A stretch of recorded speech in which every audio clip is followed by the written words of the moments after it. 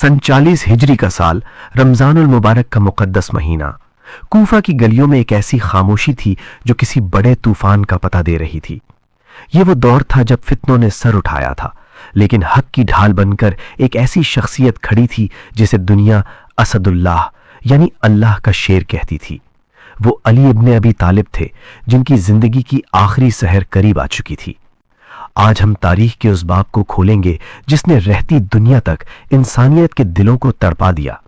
फितनागरों की एक जमात, जिसे खवारिज कहा जाता था, उन्होंने एक महीब मंसूबा बनाया।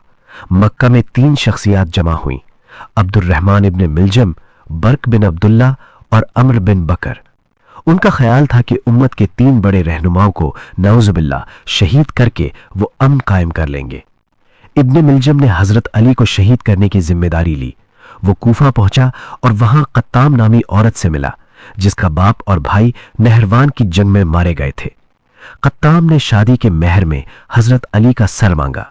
इब्ने मिलजम की अंधी नफरत और इंतकाम की आग ने उसे इस घिनौने जुर्म पर आमादा कर दिया। रमजान की 19वीं तारीख, सहरी का वक्त खत्म हो रहा था।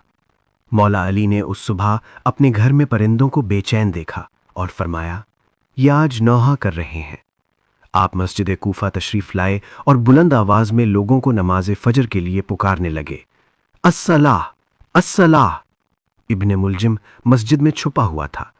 जैसे ही अमीरुल मोमिनीन ने सजदे में सर रखा, उस बदबख्त ने जहर में बुझी हुई तलवार से आपके सरे मुबारक पर वार किया। पूरी मस्जिद अल्लाह अकबर के नारों से गूंज उठी। कायनात ने सुना कि अली की जबान पर ये अल्फाज थे, फुज़तु व रब्बिल काबा, रबे काबा की कसम, अली कामयाब हो गया। जख्म इस कदर गहरा था कि जहर पूरे जिस्म में फैल रहा था। जब इब्ने मुलजिम को पकड़कर आपके सामने लाया गया तो आपने अपने कातिल की बंधी हुई रस्सियां देखकर फरमाया, इसे खाना खिलाओ और इसके साथ सख्ती ना करो। आपने हजरत हसन से फरमाया, ऐ मेरे बेटे, अगर मैं बच गया तो इसका फैसला मैं करूंगा, और अगर मैं शहीद हो गया तो तुम सिर्फ एक ही वार करना, क्योंकि उसने मुझ पर एक ही वार किया है। आपने अपनी वसीयत में यतीमों, पड़ोसियों और नमाज की ताकीद फरमाई। आपने फरमाया, दुनिया से ऐसे गुजर जाओ कि लोग तुम्हारी जिंदगी में तुमसे मिलने के आरजूमंद हों और तुम्हारी मौत पर तुम पर आंसू बहाएं। 21 रमजानुल मुबारक की रात वो इल्म का समंदर थम गया, वो शुजाअत का मीनार गिर गया। मौला अली रफीक आला से जा मिले।